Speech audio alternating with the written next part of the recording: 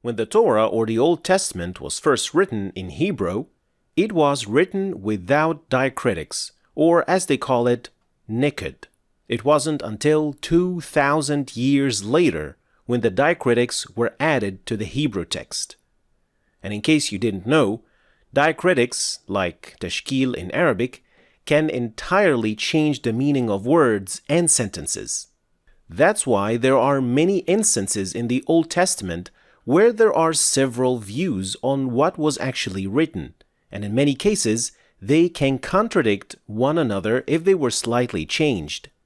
Like, for example, Psalm 23:4, where a very small change in the diacritics can give the exact opposite meaning. For this reason, and after 2,000 years, it was impossible to have the exact text as it was revealed. And in many cases, some parts were deliberately adjusted to take the text to a desired direction. Now, the people of the book, with this understanding and this experience, knowing that the Quran was first written without diacritics and without letter dots, they drew the same conclusion about the Quran as the Old Testament and claimed that the Quran was distorted or its meaning has been changed, like they did to their own book.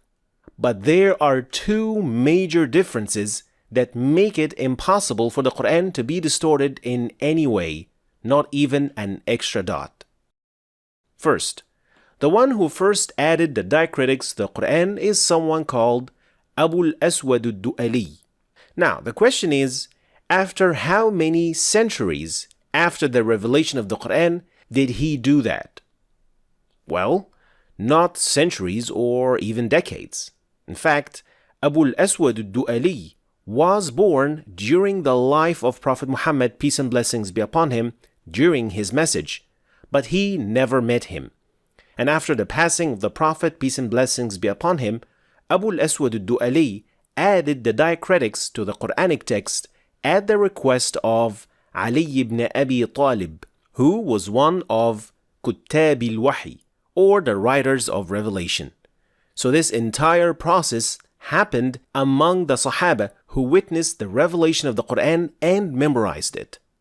Furthermore, Abu al-Aswad al-Du'ali recited the whole Quran to Uthman ibn Affan, who was also one of the writers of Wahi.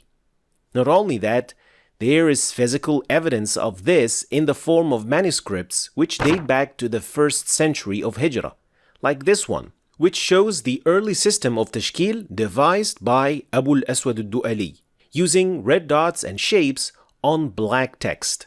So here, the honored name has half a circle facing up, which is shadda with fatha, and dot next to the ha indicating dhamma. So here, Allahu. And here the dot on top of the ayn here means that there is fatha here. Ala.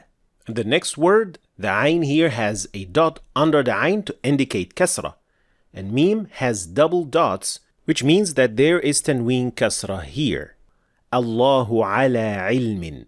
And so on. And then after Abu al-Aswad al-Du'ali came his student Nasr ibn Asim, who then added the dots on the letters that have dots like jim, ta, tha, and so on. Since more and more non-Arabs became Muslims and they needed this to be able to recite the Quran correctly, which was then also witnessed by many of the Sahaba who were still alive. So the addition of the diacritics and the letter dots happened right after the passing of the Prophet, peace and blessings be upon him, and with the supervision of Kuttab al-Wahi and the Sahaba.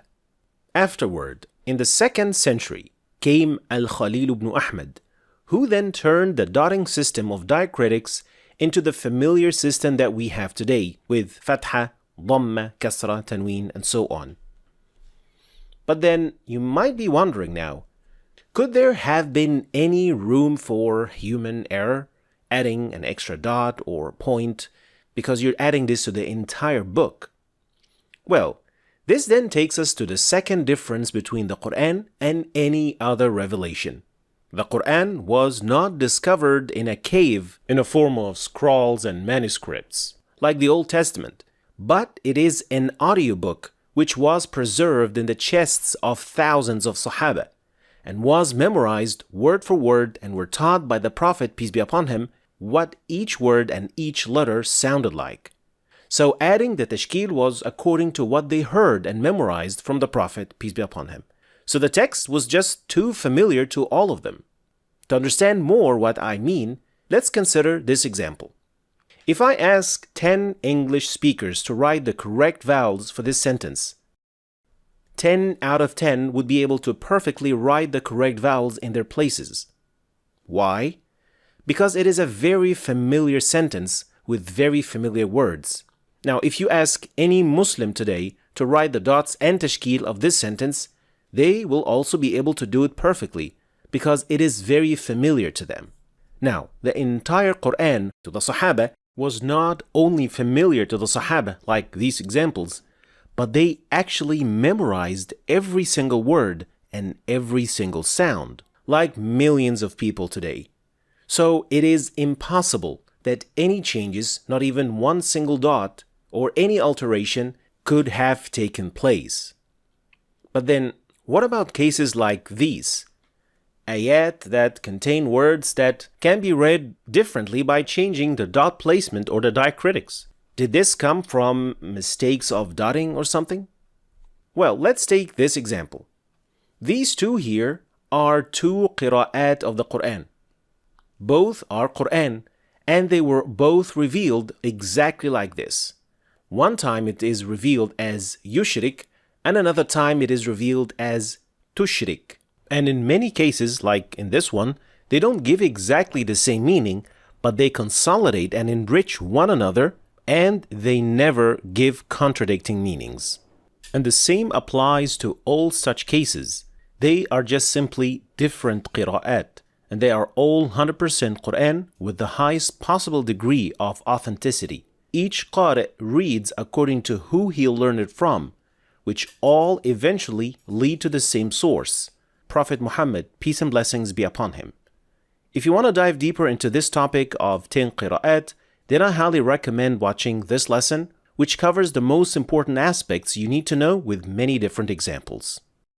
Finally, the beautiful thing about the Quran is that every time someone tries to attack it or discredit it, it somehow shows its magnificence and proves its perfect preservation even more.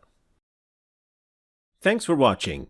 If you want to start learning the tajweed, then start with this playlist. And also, don't forget to check my latest book about tajweed and download the companion app. Thanks for watching, and I'll see you next time.